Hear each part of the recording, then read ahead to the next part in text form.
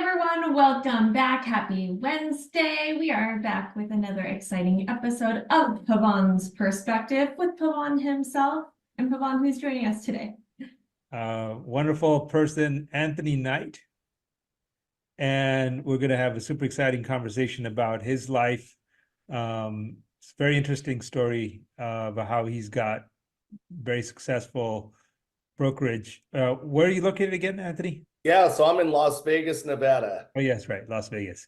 Yeah, so very successful brokerage in Las Vegas. And, you know, it's just like one of those stories that you're going to just sit back and go, wow.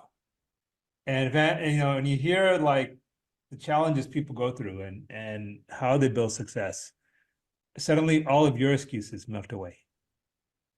Like there is no excuse. Come on, guys, get out there. Don't worry about the interest rates. Don't worry about the low inventory. Just get out there and just do it. Yep. And it is possible. So with that said, Anthony, take it away. Tell the audience a little bit about you, about how things started, how you got into real estate, and how do you end up to where you are today? Yeah, definitely. Well, so just like probably everybody else out there, you know, there's always road bumps along the way. So I definitely had a lot of those, I feel like, but you know, I wouldn't change the experience because I feel like it, you know, really helped condition me for what we face in our industry with all kinds of, you know, this all the time. So, you know, you definitely have to be resilient. I know one thing I found in common with most of the people that are successful in business or, you know, especially in my industry is they do have some sort of a backstory. Not everybody really, I don't think, I've not met a lot of children, let's say, that, you know, when I ask them what they want to be when they grow up, their answer was a real estate agent. You know, you don't really hear that. So I don't think anybody really ever plans on it. I think a lot of us just kind of fall into it. So without, you know, making this too boring and long, I grew up in the state of Idaho, in northern Idaho. So a lot of people might mistake Idaho with the Midwest, like Ohio or Iowa, but Idaho is actually in the Pacific Northwest. So I grew up kind of sandwiched between Montana, Oregon, and Washington and Canada, up in kind of the panhandle part of the state. So growing up there was good, I think, because in a smaller kind of, you know, it's very rural, so a lot of ranching and farming and the timber industry, a lot of logging and lumber mills and those sort of things. And so definitely blue collar. Both my parents were, you know, unfortunately they had to drop out of high school and get jobs. So I didn't really come from a, you know, family where, you know, education was a huge priority. It was mostly just, you know, work hard and try to ultimately land that job eventually that's going to support your family or whatnot. So, but, you know, growing up in a place like that is good because you do learn hard work and honesty because, you know, in a smaller community, the word spreads pretty quickly if you're a liar or you're not honest. So, you know, we were always fortunate, as an example, to have really good medical care up in that part of the country because, again, you know, you would think that the better doctors might be living in the city, but a lot of these guys want to go live in a place like that to raise their family, and, you know, it's safe. And, you know, again, if they make a mistake or they're not practicing with good ethics, the word spreads quickly and you're no longer a doctor in that town anymore, basically. So I feel like I was able to eventually, when I came to Vegas, bring some of that stuff with me. And but I lived there the first 30 years of my life. And about 10 of those years, I worked in a paper mill, and which is really industrial, dangerous. I think in the 10 years I was there was several deaths on the job, or people losing arms or, you know, fingers and things like that. But it was a union plant. It was a good paying job. And I was very fortunate when I got hired there at about 21, I really thought that, you know, my life was set and I wasn't going to ever have to worry about anything else, even though it was dangerous and hard work. But I worked a shift that was four 12-hour shifts and then 4 days off. We did 2 days and then 2 graveyard shifts. And so at a young age, I was doing good enough prior to that. I bought my first house when I was 19. So just a little 2-bedroom, 1-bath, but I had my house. And by 21, I landed the job that I really thought was going to set me for life. And so having that kind of schedule and the time off, I eventually, when I was about 21, I was interested, shortly after I started working there, and buying investment properties. And so in that part of the country, it's more common to see like duplexes, triplexes, fourplexes, that kind of stuff. So not a lot of big multifamily. A lot of them are old houses that were converted. But so me and a buddy of mine started with one, and we partnered up, and I think we bought another one, and another one. And so that worked out really well for me and my schedule. And so really by the time I was about 28, I had a couple dozen units, and was really getting more interested at that point in real estate and construction. And I did a lot of the construction myself. So I really learned the product and how how things are constructed, what the finishes are. And that's something that I've kind of taken to into our industry, and probably been a big complaint of mine is I feel like in real estate, we're one of the only sales industries where the salesperson doesn't actually have much knowledge on the product itself. And, if you go to you go to a Best Buy and, you get somebody good, they can show you how everything in that store or that department works. Or, if you go to buy a car, usually the same thing. But I've noticed with realtors, not many of them can actually explain the components of a home. And so I've always found that kind of interesting. And I feel like our industry's done a poor job at teaching that side of it too. But anyway, so I continued on and really just got to the point when I was about 30 and had 10 years in with that company that I knew it wasn't for me anymore. I knew I was always going to have a boss, and I was doing flips and being a landlord, and really getting to a point where I felt like it cost me money to go to the job because it took me away from the things that were really building me wealth and building my future.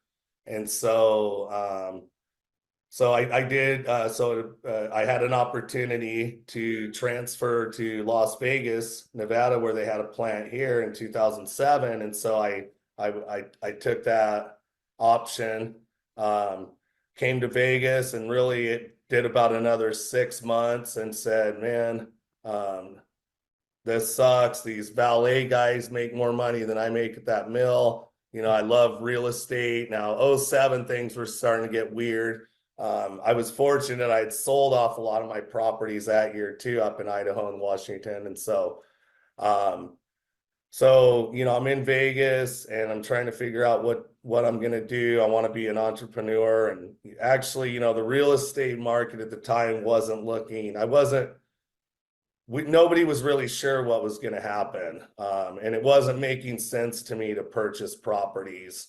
that really wouldn't cash flow. We were just starting to see, the recession kind of come, but not enough, I guess, unfortunately, not enough to sway me away from, investing my money in other places. But I do want to mention prior to that too, I did have I was diagnosed with cancer about a year before I moved to Vegas. Had to do 2 cycles of chemotherapy, was off work for a little while. Actually thought I might possibly not make it. But I got through it, recovered. And that's really too one of the things that, that gave me perspective. And I said, I'm moving on. I'm not going to do something anymore that I don't want to do, basically, because, you never really know how long you're going to live. And I'm like, if I don't like going to this place and I don't like my life, I'll be broke and homeless first before I go to a job that I pretty much hated at that point. So I left. I had, a few $100,000, and I decided to become a franchisee for a restaurant chain, which was a really nice brand out of Canada. They were good people. Invested a lot of money into it, learned real quickly how hard a work that is. But I was now free. I worked for myself. We did really good, the first year or so, and then we were in a shopping. Our location was in a shopping mall food court. So with the recession came definitely less people going to shopping malls, and our sales, every month just kept dipping and dipping. And man, I mean, I gave it everything I had. I was shameless, trying to keep that place alive, and just got to a point by 2009, we were still running okay, but I'm starting to see the writing on the wall. And I said, man, this place is draining me. And so I got to go find something else to do. While I try to figure this out. And so, because I was starting to really run out of all my money that I worked so hard for so long, for all my life, really. And I never really experienced that, actually. I was the guy, in high school, I had jobs, and I, flipped cars and motorcycles in high school, and I always had money. And then all of a sudden I'm like, I don't have money. I'm like about to not have money anymore. And even going through cancer and chemo, I was able to balance that, and it didn't really hurt me financially. But now all of a sudden I'm starting to realize that, my life really took a big turn. And so, but it was everybody else too. That's the thing at the time, especially in Vegas, we had the biggest housing crash. That was the other part of it. My house that I bought was worth about a third of what I paid for it. I still own it, by the way. So if you're out there, anybody out there listening to this, I bought a house in 2007 that at one point dropped by about 70% in value, and I hung on to it, and I kept renting it out, and it covered itself. And now, finally that house is worth a couple $100,000, or it's gone up probably 40% now from where I bought it. So most of my neighbors didn't do that. They were just, throwing the keys on the counter and walking away. But I decided to stick with it.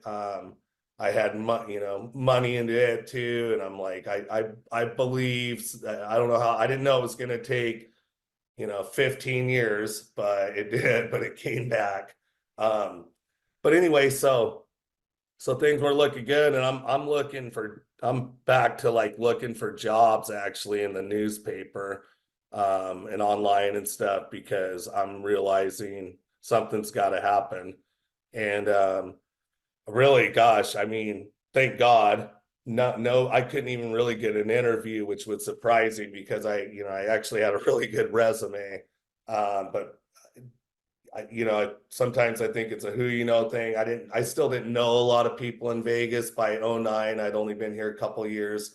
And but I happened to be walking my dog, and there was a foreclosure house down the street from me where they were still delivering newspapers, and they were stacked up in the driveway all the time. And every once in a while I'd go grab the cleanest looking newspaper out of the driveway and read the classifieds looking for some sort of employment. And there was a bright yellow ad, in bold and highlighted, Century 21 hiring agents. So I'm like, all right, well, maybe I could go talk to them. And so I got all ready, and dressed up. And I didn't know then the broker, or you interview the broker. I really thought I was pretty naive. So I thought the broker was interviewing me. And again, too, I'm only a couple years and to me, this city was massive compared to where I was from. I still didn't really know, what roads were, directions or anything, but I went there and the broker said, yeah, we would love to have you just go to real estate school. And so she, gave me the information, and they had a quick, I think you could get it done in like 2 or like 3 weekends. And I went and started on with her. And I always tell everybody there was a top producing KW agent that when we did our MLS orientation, she was the instructor, and she's told us that she closed 50 transactions her first year in real estate. And so again, I want everybody out there to know sometimes it's better off, like, what you don't know is better than what you know. I didn't know. I hadn't done the research. This is 09. I'm not really like getting online a lot and looking at data. I didn't know what an average realtor does. And I knew we were in everybody said it was a terrible housing market. And I knew that most of the realtors I saw were complaining and walking around looking at their feet all day. But Terry Brinkus is her name. She said, I closed 50 transactions my first year. And so that just really set the benchmark for me. I was like, okay, well, she's successful. I'm confident in myself. 50 sounds good. And I started in March of 09. So I started in March. I didn't get a full year in, but by December 31st, I did 48 transactions. And so from there, it was just, that was the worst year I ever had to date. From there, it was, grown. Like I knew after that I was onto something that I liked. It fit for me. And again, too, my broker was giving me leads, but they were coming from her Yellow Page ad at the time. And we were getting buyers coming in from all over the world, paying cash and buying these houses for, 40, 50,000.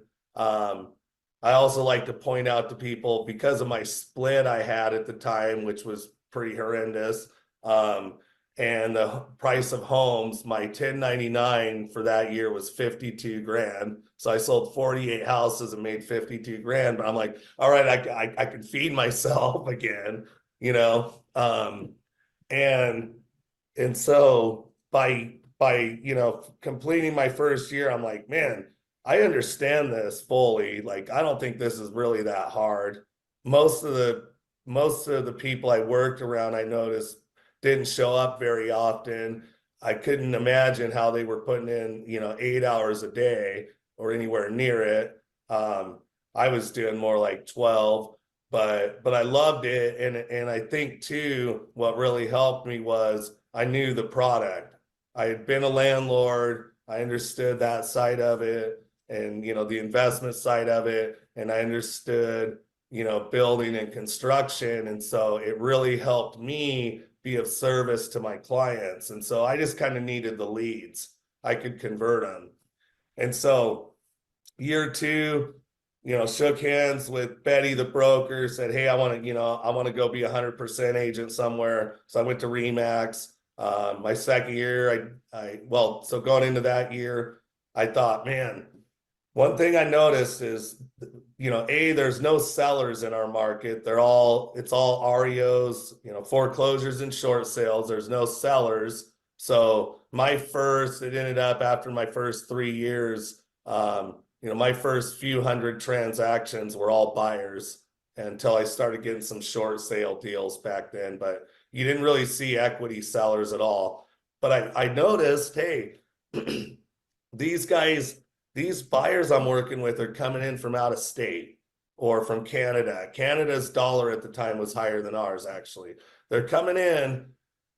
Where are they going to find houses? They're talking to realtors, and there's, the realtors setting up an MLS search, But by 2010, I'm thinking people are starting to look online, or, you know, they kind of have been.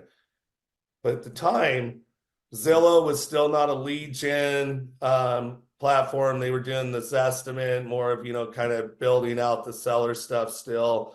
I think Boomtown might have made, I'd have to look back. They might have been barely around, but I found a company that was, you know, doing pay-per-click campaigns and stuff called Tiger Lead, owned by a guy named Howard Tagger, who now owns a company called Ylopo. But at the time, Howard had launched Tiger Lead, and you know, I became really one of their first clients. And so, you know, it's 2010. My bill with them was $1,200 a month, which seemed like a lot of money. I was like, holy cow, man, I'm gonna spend $1,200 a month, you know, on leads. Maybe I should just do floor time, you know, maybe I should do open houses. I don't know. This is a lot of money, but I felt like I was onto the right thing, and I signed on. And really, actually, at that time, because there was very, very, very little competition, and, you know, we had a CRM, nothing like the CRM we use now, but, you know, I had a dashboard. They're doing pay-per-clicks. You know, my site is LasVegasHomeSearcher.com. And man, I still have my very first lead. Now I have, you know, a couple 100,000 people in my database, but I still have the very first guy. I still remember my first call with him, and he did end up buying and selling eventually too. He bought first and then sold. It took like 2 years for him to buy. He was coming from Florida, but man, it was like taking candy from a baby, because, you know, it just wasn't competitive hardly at all. And so I would, you know, second year did, you know, almost double what I did the first year, and I was just slinging houses and calling leads, and got myself an assistant, you know, trained her up. And then, you know, going into the third year, I'm like, damn, I'm really slammed down. These leads that I've nurtured are coming in, and did over 100 transactions that year, put like 42,000 miles on my car. That was in 2011. At that point, I started, you know, I think I brought on my first buyer's agent, or my first agent on my team. I had my TC, and from there, you know, added another one, and eventually left Remax, went to KW for about 5 years or so. Did really well there, had one of the top KW teams in the country. And in 2015, I basically went independent, opened my own office, and have just really, you know, grown it from there, actually. So. So kind of the lesson here is the first year you did 48 loans because someone told you that you could. Yep. Or Yep. in other words, 48 buyer transactions, because I think so. I didn't really realize that till later, but I when I thought back, I'm like, that was probably one of the biggest difference makers, is that somebody gave me a number that seemed reachable to me, and it seemed possible. I'm glad she said that, because I'm glad she didn't say 10. So yeah, well, that's the power of thought, right? And power of belief. yep. Right. So as long as no one's telling you can't do it, you're going to do it. Yep. I think so. So you're like Michael Jordan. No one told him he couldn't fly, so therefore he flies. Yep. Exactly. Yep. But yeah, and so, you know, like I said, over the years we've grown. You know, my office has grown, agent count, you know, number of transactions. But we really did too, starting back in 2010. I really tried to leverage the technology, really, you know, buy into everything that's out there, and be willing to, you know, give just about anything a try, a fair try. That's the other, you know, part I see in our industry is agents will say, well, you know, internet leads suck. It's like, well, to me, a lead is somebody that expresses interest in buying or selling. It doesn't matter where they come from. And, I know a guy that likes to say, if you want quality leads, be a quality agent, and so that's really, really how we treat it too in our office. But it's been crazy the last couple of years being able to adapt to and leverage all the AI products out there. Some are definitely better than others, but to really get into that part of the business. And again, we're always really trying to stay ahead as much as possible and keep our agents trained up. So even like now with the recent NAR settlement, which I'm very excited about, I think I want to compete against people that are worth competing against, and I've always felt like that was a flaw in our industry as far as that stuff goes. But I told my team too, it's like, hey, the time for us to excel is when our competitor is frightened and weak, and there's a lot of those out there right now. And last year was a good example.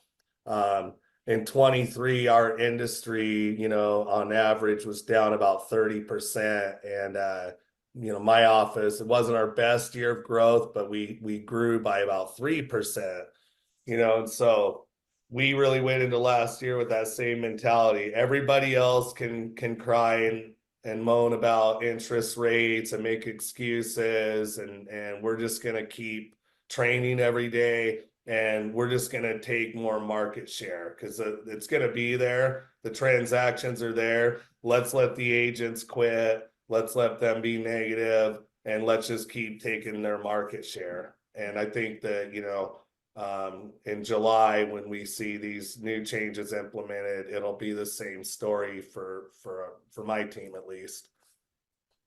Yeah. And so tell us again, how many agents in your team right now?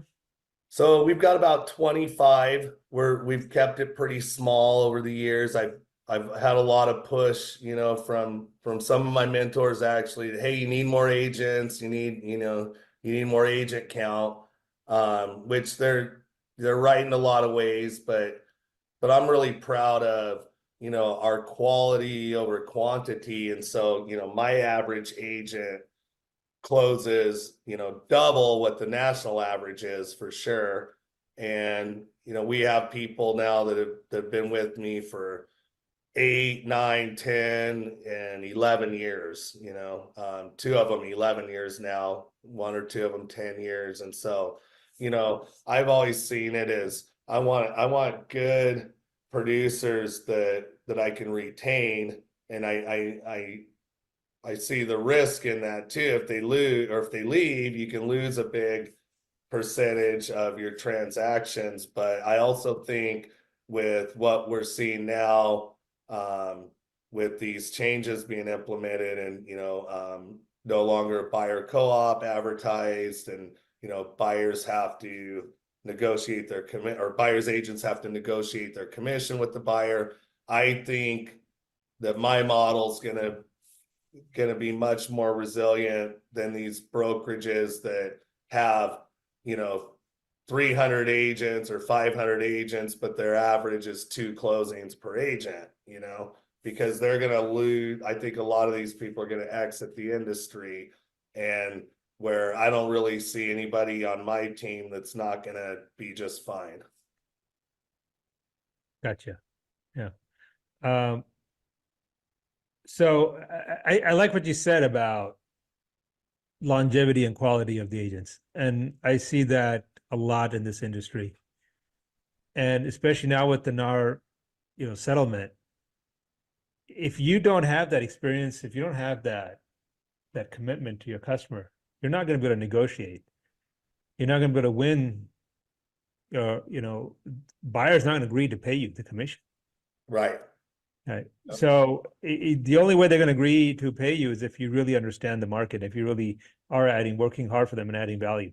And if you're a low-end agent and you're just showing up to show them the house and say, here's the kitchen and here's the bathroom, I don't think that's going to work. Yep. And you have to be able to negotiate, in the contract, if you're trying to get the seller to pay it. I think obviously too, listings have always been, what everybody in our industry wants in most markets. You want the listings, but I think we're going to see even more buyer lead gen from the listings than ever, because I believe we'll see a lot of the, buyers out there contacting the listing agent directly too. So What's your projection for 24? How much volume do you think your team's going to do this year? I think this year, because we're climbing back from the correction in 23, where again our numbers were higher in 23 than they were in 22, but we'll definitely break 400 transactions. Our goal is really to hit north of 450, but we're on pace. We're having a really good April right now, is looking awesome from the results of our hard work during the first quarter. We know how many phone calls on my team. If an agent makes basically about 600 calls a week, they'll close about one deal a week. So, but not all agents want to make 600 calls a week, but we have our top producers definitely do that. And of course where allowed, when allowed, I guess legally we're using AI too to help us convert, as far as through text and voice. And even now AI role play, where we can role play as an agent with the lead on the other side of you can call a number on your phone, and the lead or the AI is acting as the lead, giving rebuttals and objections to the agent. So I almost see it kind of like a flight simulator for a pilot. For us, it's a way to practice and role play on your phone. And it's legit. You can set it at different difficulty levels, and it's been kind of fun. It becomes a challenge, for my agents to see if they can get the appointment set with the bot. What's the tool called? What's that? What's that tool called? It's actually through Ylopo. So it's something they just rolled out through their Maverick platform. They actually released it early. They wanted to wait till sometime later in the second quarter, but when the NAR stuff came out, they decided to just go ahead and release it to some of us who are beta testing it still. But yeah, it's really interesting because she's programmed to give us, commission rebuttals. Hey, I don't want to sign with one agent, or how much am I going to have to pay? Who pays your commission? And so I think it's really getting us prepared. Sorry, I had to step away. No problem. This little guy was being naughty, ripping up a bunch of papers. Got into my office. Another cookie cameo. Let me see that little guy. How old is he? I think she's what, 9 months? Oh, is it a boy or girl? The girl. Oh, what's her name? Cookie. That's it. This is as big as she gets. Oh, awesome. Wow, she's cute. I got 3 dogs myself, so I made good you don't need a Paper paper shredder. shredder. Yeah, she's just trying to keep your documents, secure. Safety first. Yeah. No, I love animals. I grew up, around ranches and farms with all kinds of livestock, and especially dogs though. Dogs are, for most people, obviously, they're part of our family, or in some places they're part of your business. And so I don't know if you knew, or it was mentioned, I have a nonprofit called Foster Friday Foundation, and that's been a big part of our office and the culture there. Our commitment to our community and community service. And so about 8 years ago, I was going to foster a little dog that had been, very, very badly abused and basically thrown in a dumpster to die. And luckily one of the neighbors, heard the crying and got him out, and they got him kind of put back together, but they needed somebody to foster him. And so I kind of got talked into it actually. And so I said, okay, I really don't want a dog right now, but I'll take care of him and nurture him back. And so of course it was, your typical foster failure story. I fell in love with him. He was awesome. His name was Mr. Biggs. And we were just, bonded and connected. And but it really opened up at the time, it sickened me, first of all, what they did to him. I don't even want to describe it. But I started seeing that there was a big problem in Vegas with animal abuse, and the shelters really being overloaded, not being able to afford to operate. And so I wanted to do something about it, and I just wasn't sure what to do. But that was something that was kind of different to me from where I grew up. Like you see some animal abuse, but not a lot actually. And so I was like, man, I cannot believe what I'm seeing, and these people need help. And so at the time, I was, really getting into, our Facebook marketing and, retargeting and ads, and mostly, Facebook. So I thought, so we're doing on our business page, Mortgage Monday, and we have our themes, our Sunday solds and all of that stuff. But I needed, I'm like, I want something consistent for my posts. And I thought, gosh, I don't see these shelters really posting any of these dogs or cats up for adoption. And, at the time, really not a lot of them were engaging in social media, and especially definitely not, boosting ads and that sort of thing. And so I came up with the idea to do a post called Foster Friday, and said, so I got with one of my admins. I said, hey, find a couple shelters that we like. We liked the one where I got Mr. Biggs from. So I said, let's try to help them. Let's get a photo and description each week of an animal that needs to be adopted, and we'll post it on our page for Foster Friday. And we'll, I'll spend a little money to boost it. And hopefully we can get them some people interested in adoptions. And made our tagline, we not only help people. So at Night Real Estate, we don't only help people find homes, we help pets find homes too. And so it's kind of cute and catchy, and we put it out there. And I want to say too, we've never missed one day since. But gosh, within for a few weeks, we're getting tons of likes and shares and comments, and a Home for Spot, the shelters saying, man, we're getting like multiple applications almost every single time. This is great.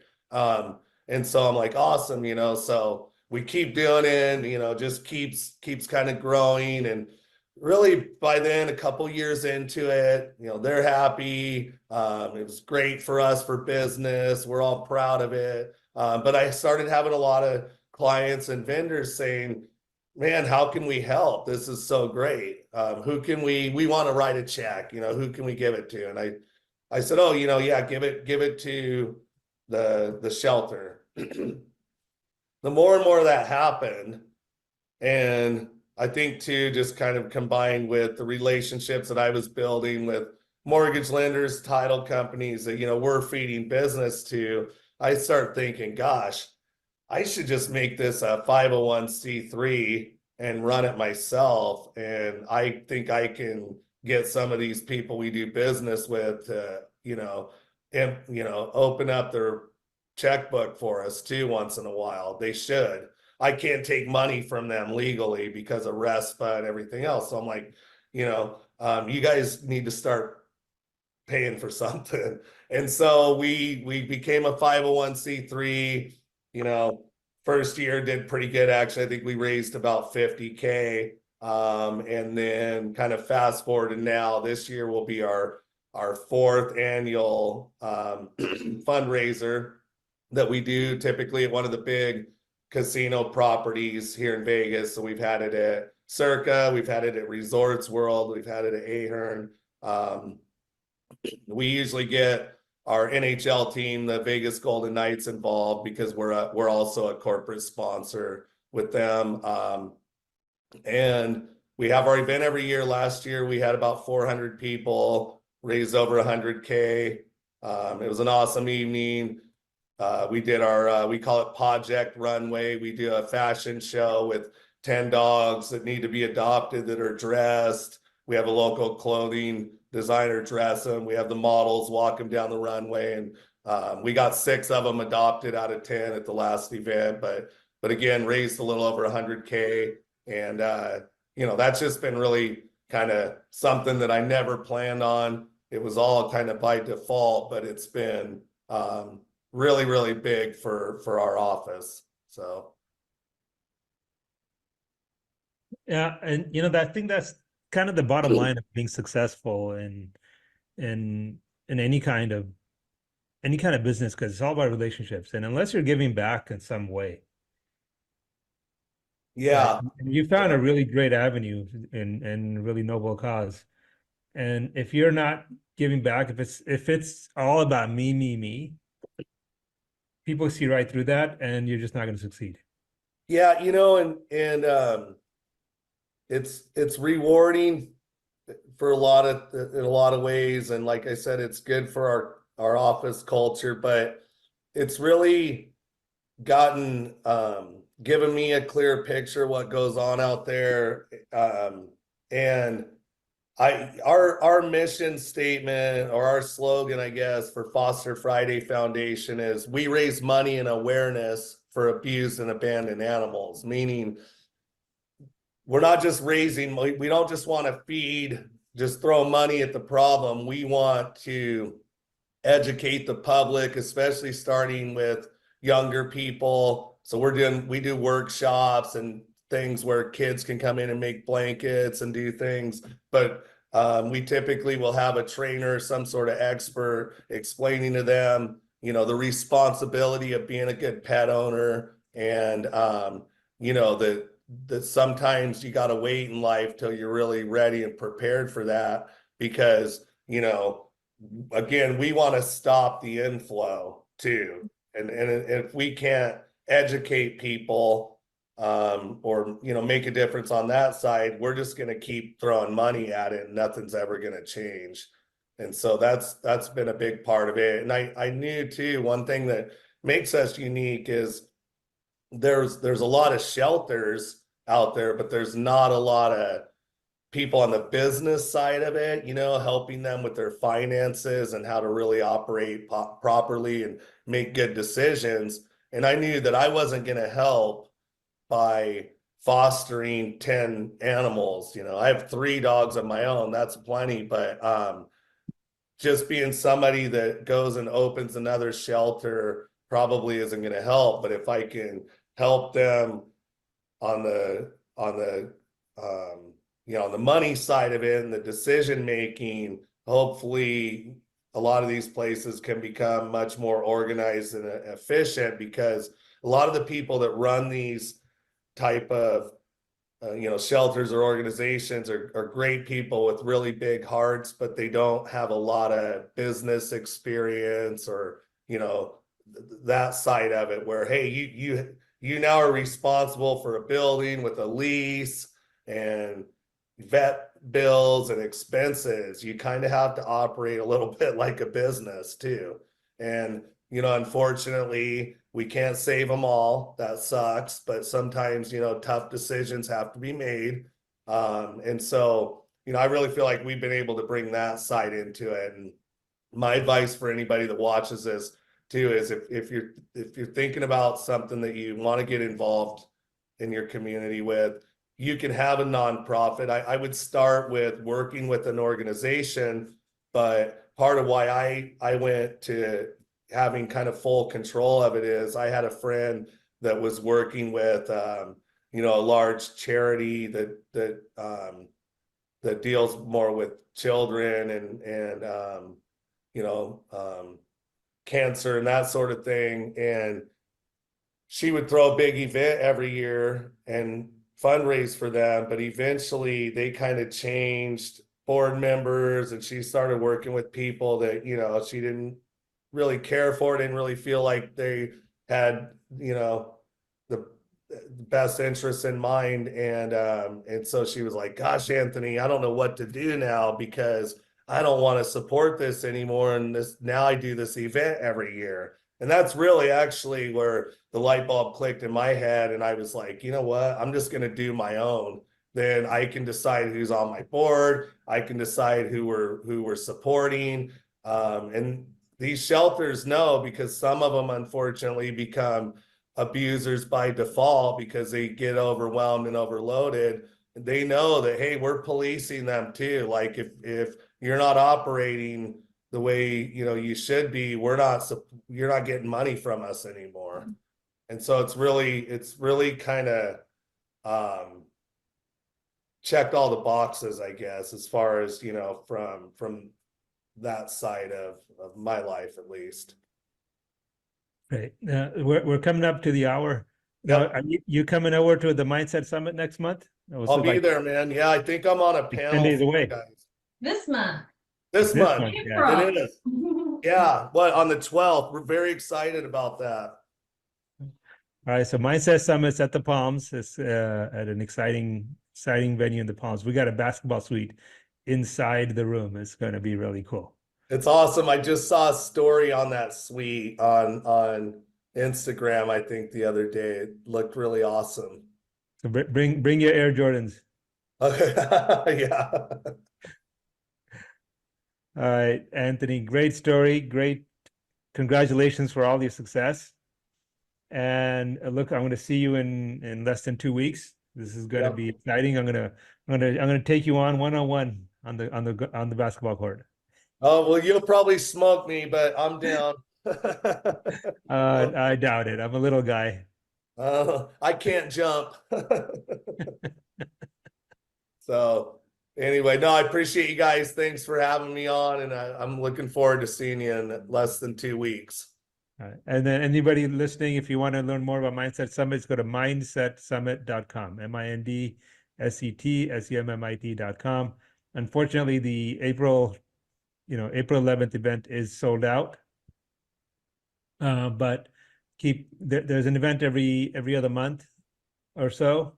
So keep a lookout. We got some really great speakers at this event, including boxing world champion MMA Sugar champion. Shane Mosley. Yeah, Sugar Shane Mosley, boxing world